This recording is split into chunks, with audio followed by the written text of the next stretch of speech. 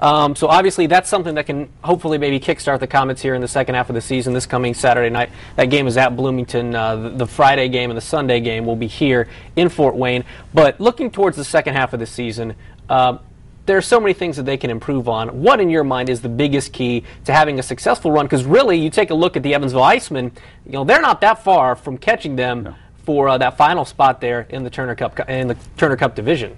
Okay, well, here's a fascinating stat that you're going to think is nuts. But the Komets finish off the second half of the season. They play 30 games in 58 days. That's a lot of hockey, and that's great for them because for some reason, the more they play, the better they play. The goalies play better, the defense plays better. Hopefully the offense will turn it up a little bit, but the more games that they play, they get exhausted, but they seem to play better. And so that's one factor that'll help them. And what do you think that is? Is it because the youth on this team, they get a little chance to kind of develop that chemistry? They just can't play on Friday nights, though. I mean, that first game of the week is killing them.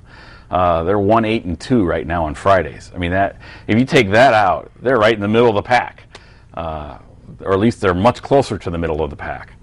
They've got to figure out a way to get themselves going on Friday nights because that's just awful, and that's been a trend for 3 or 4 years now too.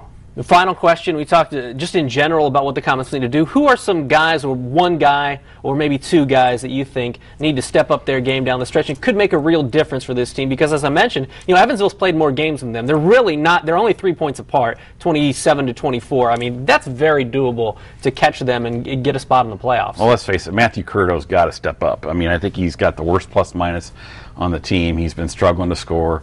Brandon Naurado's been struggling.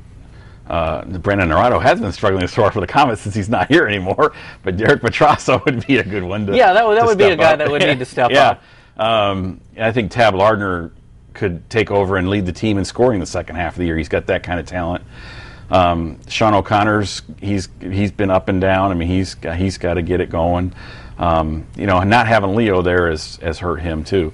PC Druin's got to be a lot more consistent. He's got to produce some points coming back in the second half. And Brandon Warner's got to come back and really come back strong because he and Frankie together are such a big piece of the power play, which is struggling now that Brandon's been out.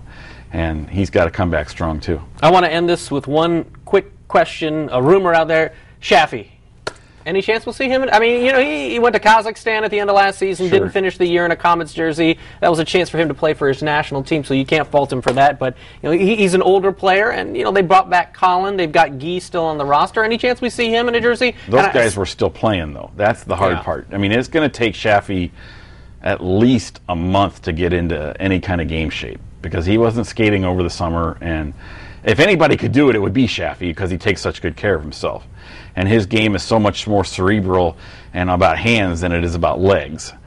But that's a tough one. That'll be really tough. It's hard. You can't tell yet. I mean, he's been skating for a week and a half, and there's no way to tell yet if he can do it. So it's going to take a lot longer than most people think. And Ciro has ruled it out for essentially, or he hasn't. He hasn't, but I don't think Ciro knows what's going on right now. He's trying to start his own gym possibly in Buffalo. And they're talking about building a new building. I mean, he's going to want to be there for that too. Yeah. But if they do decide that, he could play for the rest of the year while the plans are being drawn up and all that.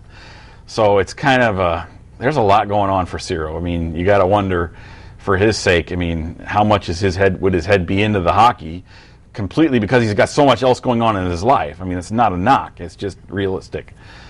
So it's a possibility.